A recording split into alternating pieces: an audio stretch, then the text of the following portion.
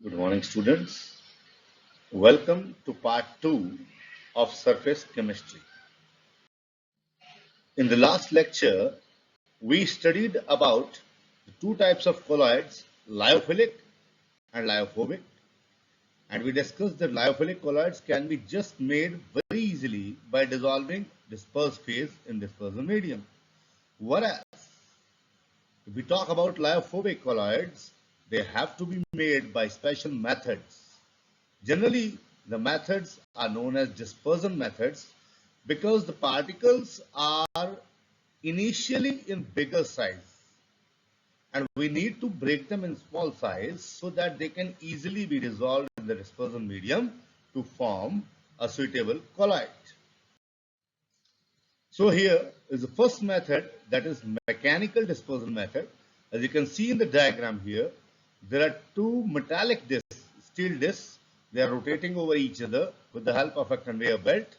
And as you can see in a floor mill, भाई चक्की में भी क्या होता है कि दो पार्ट होते हैं जिनमें ऊपर से हम गेहूं डालते हैं और पिस के बारीक आटे के रूप में बाहर आ जाते हैं. Similarly here, the suspension particles, हम ऊपर से सस्पेंशन पार्टिकल डालेंगे and they come out in the form of colloidal range. Yet another method to form colloidal range particles, it is Bradig's arc method.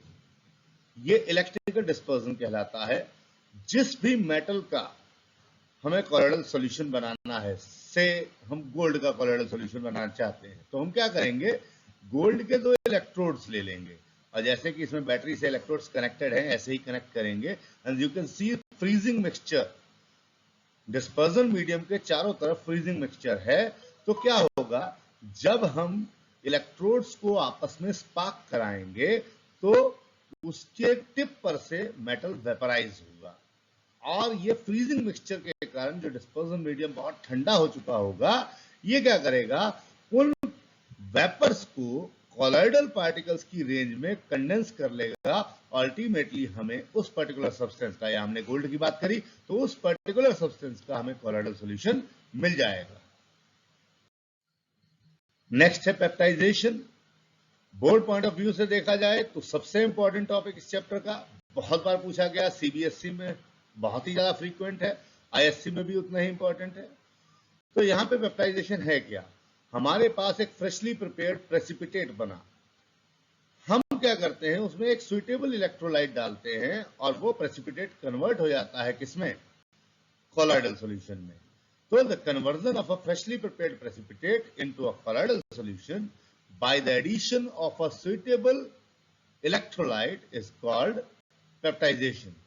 As an example is given here, ferric hydroxide का हमारे पास fresh precipitate था, हमने उसमें थोड़ी सी मात्रा में ferric chloride डाला as an electrolyte और वो कन्वर्ट हो गया कॉलोइडल सॉल्यूशन में. तो यहां पे जो इलेक्ट्रोलाइट डाला जाता है that is called peptising agent. इसके अलावा भी कुछ जनरल मेथड्स हैं. एक अल्ट्रासोनिक डिस्पर्जन होता है जिसमें कि हम एक ऑसिलेटर लगा के ऑयल के अंदर रख के भी हम कॉलोइडल सॉल्यूशन बनाते हैं, लेकिन वो बहुत इंपॉर्टेंट नहीं है. तो यहाँ पे अब कुछ प्रॉपर्टीज के बारे में जो बहुत ही कॉमन है बोर्ड के लिए, उसके लिए डिस्कस करते हैं. तो पहली प्रॉपर्टी यहाँ पे हम पढ़ रहे हैं डायलिसिस. डायलिसिस में क्या करते हैं, हम क्रिस्टलॉइड्स को कॉलोइडल पार्टिकल से अलग करते हैं. तो जब भी हम कॉलोइडल पार्टिकल्स को क्रिस्टलॉइड से अलग करेंगे उस प्रोसेस को हम डायलिसिस कहेंगे. इसके लिए हमें एक डिस्पर्स कहा जाए सुइटेबल मेम्ब्रेन की जरूरत पड़ती है, मतलब एक प्रकार का ये फिल्ट्रेशन ही है कहा जाए. तो कॉलोइडल पार्टिकल्स जो हैं वो पार्चमेंट मेम्ब्रेन को पास नहीं करेंगे जबकि क्रिस्टलॉइड्स पास करके बाहर निकल जाएंगे. तो ये तो हो गया डायलिसिस, जैसा कि डायग्राम में दिख भी रहा है. अगर यही डायलिसिस हम दो इलेक्ट्रोड्स लगा के करें इलेक्ट्रिक करंट की प्रेजेंस में, तो एक तो थोड़ा ये फास्ट हो जाएगी और इसी को हम टर्मिनोलॉजी बदल के नया नाम देंगे इलेक्ट्रो डायलिसिस. नेक्स्ट है अल्ट्रा फिल्ट्रेशन. जब चैप्टर की शुरुआत हुई थी तो हमने डिस्कस किया था कि कॉलोइडल पार्टिकल्स को या कॉलोइडल सॉल्यूशंस को हम डिस्पर्स फेज और डिस्पर्जन मीडियम में फिल्टर करके अलग नहीं कर सकते, क्योंकि फिल्टर के पोर्स जो होते हैं काफी बड़े होते हैं और ये solution as it is pass हो जाएगा. तो अगर हम चाहते हैं कि कोलोइडल सॉल्यूशन में से डिस्पर्स फेज और डिस्पर्जन मीडियम को अलग अलग कर दिया जाए, तो हमें अल्ट्रा फिल्ट्रेशन करना पड़ेगा। इसके लिए हम क्या करते हैं कि फिल्टर पेपर का पोर साइज रिड्यूस करते हैं। तो how it can be done? It can be easily obtained by coating the filter paper by collodion, या ऐसा ही कोई और सब्सटेंस, जिलेटिन ले सकते हैं, कोई और सब्सटेंस पे कोट कर देते हैं। जब सूख जाता है तो फिल्टर पेपर का साइज छोटा हो जाएगा, पेपर का नहीं, आई मीन पोर साइज छोटा हो जाएगा, और उससे क्या होगा कि अब डिस्पर्स फेज और डिस्पर्जन मीडियम अलग हो जाएंगे। सिमिलरली एक और टर्म आता है यहाँ पे, अल्ट्रा सेंट्रीफ्यूगेशन। सेंट्रीफ्यूगेशन सबको मालूम होगा, शायद कईयों ने देखा हो, भाई दूध को मथ दें तो मक्खन अलग हो जाता है, सबसे इजीएस्ट एग्जांपल है ये।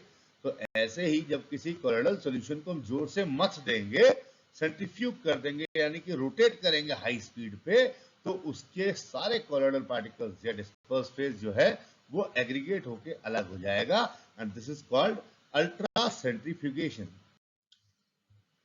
ब्राउनियन मूवमेंट, कोलोइडल पार्टिकल्स की एक खासियत है कि इसके पार्टिकल्स, कोलोइडल सॉल्यूशन के पार्टिकल्स लगातार जिगजैग मोशन में इधर उधर ट्रैवल करते रहते हैं, जैसा कि डायग्राम में दिखाया है। और क्योंकि ये मूवमेंट एक ब्रिटिश बॉटनिस्ट थे रॉबर्ट ब्राउन, उन्होंने डिस्कवर करी थी, तो उनके नाम पे इसका नाम दे दिया गया है ब्राउनियन मूवमेंट। टिंडल इफेक्ट की बात करते हैं, हमने पहले भी डिस्कस किया था कि अगर हम कमरे में हों और एक कोने से हल्के से छेद में से कहीं से धूप अंदर आ रही हो, तो उसमें खूब सारे पार्टिकल्स हवा में उड़ते हुए नजर आते हैं, एक कोन सी बनती है लाइट की, वो टिंडल कोन कहलाती है। एक्चुअली होता क्या है, सिंपल सा इफेक्ट है, लाइट का पाथ हमें नजर आएगा जब लाइट के पार्टिकल्स किसी रास्ते में आने वाले पार्टिकल से टकराएंगे, और जब ऐसा होगा तो वो लाइट के पार्टिकल्स स्कैटर होंगे और तब हमें लाइट का पाथ नजर आएगा। तो कोलोइडल पार्टिकल्स जो होते हैं कोलोइडल रेंज के, वो इतने बड़े होते हैं कि लाइट के आड़े आते हैं और उनसे लाइट टकरा के स्कैटर होती है, जिससे कि हमें पाथ नजर आता है, जैसा कि इस डायग्राम में यहां दिखाया गया है। और जब ये ऐसा होगा तो जो कोन बनेगी, दैट इज कॉल्ड टिंडल कोन, तो उसको हम लोग यहां पे कहेंगे टिंडल कोन, और ये जो इफेक्ट बनता है that is called Tyndall effect. Electrophoresis, colloidal particles को अगर हम इलेक्ट्रिक फील्ड अप्लाई कर दें तो ये मूव करते हैं toward different electrodes. Positively charge particles cathode की तरफ भागेंगे, नेगेटिवली चार्ज पार्टिकल्स एनोड की तरफ भागेंगे, और इस प्रोसेस को हम लोग कहेंगे इलेक्ट्रोफोरेसिस। आपने ऑस्मोसिस पढ़ा हुआ है कि सॉल्वेंट पार्टिकल्स मूव करते हैं, सॉलिड पार्टिकल्स मूव नहीं करते हैं through a semi permeable membrane, ठीक है। तो यही काम यहां पे भी होता है, इलेक्ट्रिक करंट के प्रेजेंस में, इलेक्ट्रिक फील्ड की प्रेजेंस में, जो हमारे डिस्पर्जन मीडियम के मॉलिक्यूल्स हैं वो मूव करेंगे, और हमारा डिस्पर्स फेज या कोलोइडल पार्टिकल्स मूवमेंट नहीं करेंगे। इस मूवमेंट को हम यहां इलेक्ट्रो ऑस्मोसिस कहते हैं। हमने पेप्टाइजेशन पढ़ा था, जहां पे एक फ्रेशली प्रिपेयर्ड प्रेसिपिटेट को कोलोइडल सॉल्यूशन में कन्वर्ट कर रहे थे by the addition of a suitable electrolyte. यहां बिल्कुल उल्टा है। कोएगुलेशन में क्या होता है कि एक कोलोइडल सॉल्यूशन है, हम उसमें एक इलेक्ट्रोलाइट डालेंगे और अब वो प्रेसिपिटाइज हो जाएगा, या कहा जाए कोएगुलेट हो जाएगा, इकट्ठा हो जाएगा, फ्लक्युलेट हो जाएगा। तो इसको कोएगुलेशन या फ्लक्युलेशन कहते हैं, that is precipitation of a colloidal solution in presence of an electrolyte is called coagulation or flocculation। तो फ्लक्युलेशन या कोएगुलेशन से रिलेटेड ये टॉपिक जो है हार्डी स्क्रूज रूल, ये बहुत इंपॉर्टेंट है। दूसरा इंपॉर्टेंट टॉपिक है इस चैप्टर से जो बहुत ऑफन पूछा जाता है बोर्ड्स में। तो ये क्या कहता है, ये कहता है कि जितनी ज्यादा वैलेंसी होगी फ्लक्युलेटिंग आयन की, उतनी ही ज्यादा उसकी फ्लक्युलेटिंग पावर होगी, मतलब उतना ज्यादा वो कोएगुलेशन कॉज करेगा।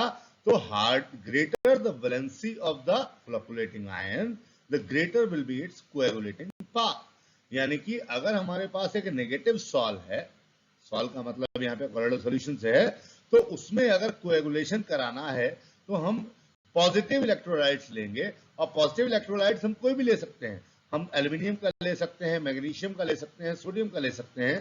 तो सबसे ज्यादा असर कौन डालेगा? एल्यूमिनियम, ऑफ कोर्स, बिकॉज यहां पे एल्यूमिनियम की वैलेंसी सोडियम और मैग्नीशियम के कंपैरिजन में ज्यादा है। सिमिलरली अगर एक पॉजिटिव सॉल ले लें तो पॉजिटिव सॉल में नेगेटिव इलेक्ट्रोलाइट उतना ही ज्यादा इफेक्टिव होगा। तो यहां पे नेगेटिव इलेक्ट्रोलाइट्स हमने 4 ले रखे हैं और आप देख सकते हो कि जो हमारा साइनाइड वाला है, फेरस साइनाइड, तो ये जो आयन है FeCN6 नेगेटिव, इसकी वैलेंसी सबसे ज्यादा है और ये सबसे ज्यादा असर डालेगा। तो कुल मिला के आपको एग्जाम्पल के साथ ये याद होना चाहिए कि जितनी ज्यादा वैलेंसी होगी फ्लोकुलेटिंग आयन की, उतना ही ज्यादा इसकी क्या होगी? फ्लोकुलेटिंग पावर होगी। तो अभी हमने पढ़ा कि अगर हम एक सुइटेबल इलेक्ट्रोलाइट डालेंगे किसी सॉल्व में तो वो प्रेसिपिटाइज हो जाएगा या कोएगुलेट हो जाएगा।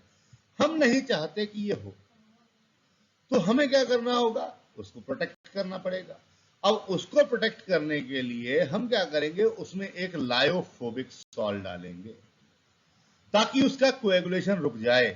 तो वो लायोफोबिक सॉल्ट जो किसी भी दूसरे कोलोइडल सॉल्यूशन में डाला जाता है, ताकि जब इलेक्ट्रोलाइट डाला जाए तो वो पहले वाला सॉल्ट प्रेसिपिटाइज ना हो जाए, तो उस सॉल्ट को हम कहेंगे प्रोटेक्टिव कोलॉइड। यानी कि फिर से बता दूं कि एक कोलोइडल सॉल्यूशन को हम इलेक्ट्रोलाइट डाल के प्रेसिपिटाइज करा सकते हैं, लेकिन हम उसे रोकना चाहें तो हमें उसमें एक लायोफोबिक सॉल्ट डालना पड़ेगा। तो वो लायोफोबिक सॉल्ट उसको प्रेसिपिटेशन से रोकेगा और वो कहलाएगा प्रोटेक्टिव कोलॉइड। किसी भी प्रोटेक्टिव कोलॉइड को उसकी कैपेबिलिटीज के उस पे आधार पे गोल्ड नंबर दिया जाता है। यानी कि हम उसको देखते हैं कि उसकी कितनी अच्छी टेंडेंसी है कि वो प्रोटेक्टिव कोलॉइड का काम कर सकता है। तो minimum amount of protective colloid जो मिलीग्राम्स में रिक्वायर्ड हो, ताकि 10 ml गोल्ड सॉल्ट प्रेसिपिटाइज न हो by the addition of 1 ml of 10% NaCl solution. Hindi में बता दूं कि 10 ml गोल्ड सॉल्ट है हमारे पास और हम उसमें 1 ml 10% NaCl का डालने जा रहे हैं। 10% NaCl का मतलब हो गया कि 100 ग्राम में 10 ग्राम, 100 ग्राम पूरा सॉल्यूशन है, उसमें से 10 ग्राम क्या है? NaCl। जब हम NaCl को डालेंगे तो वो प्रेसिपिटाइज हो जाना चाहिए था, लेकिन वो अगर रुक जाता है तो जितना प्रोटेक्टिव कोलॉइड लगा होगा वो उसका गोल्ड नंबर कहलाएगा। फिर बारी आती है इमल्शंस की। हमने पढ़ रखा है इमल्शंस वो होते हैं जहां लिक्विड और लिक्विड को आपस में मिक्स करके, यानी डिस्पर्स फेज और डिस्पर्सल मीडियम दोनों ही लिक्विड हो, हम एक कोलॉइडल सॉल्यूशन बनाते हैं, जैसे कि दूध है। तो यहां पे दो प्रकार के इमल्शंस देखे गए हैं, एक ऑयल इन वाटर टाइप और एक वाटर इन ऑयल टाइप। तो ऑयल इन वाटर में वाटर डिस्पर्सल मीडियम हो गया और ऑयल डिस्पर्स फेज है। एग्जांपल हो गया मिल्क। आप कभी भी मिल्क ग्लास में डाल के देखें, ऊपर हल्का हल्का ऐसा लगेगा तेल तैर रहा है, तो ऑयल इन वाटर है। जबकि दूसरा एग्जांपल है वाटर इन ऑयल टाइप, इसका एग्जांपल है बटर। यहां पे वाटर इन ऑयल, तो ऑयल हो गया डिस्पर्सल मीडियम और वाटर हो गया डिस्पर्स फेज, तो यहां पे बटर हो गया इसका एग्जांपल। ये दोनों बहुत ही इंपॉर्टेंट टॉपिक्स हैं, ये भी बोर्ड में कई बार पूछे गए हैं, तो ध्यान रखें इसका। With this we come to the end of part 2 of surface chemistry. आपको इस वीडियो में अगर कुछ भी अच्छा लगा हो तो इसको शेयर करें, लाइक करें, कमेंट करें और चैनल को सब्सक्राइब करना न भूलें।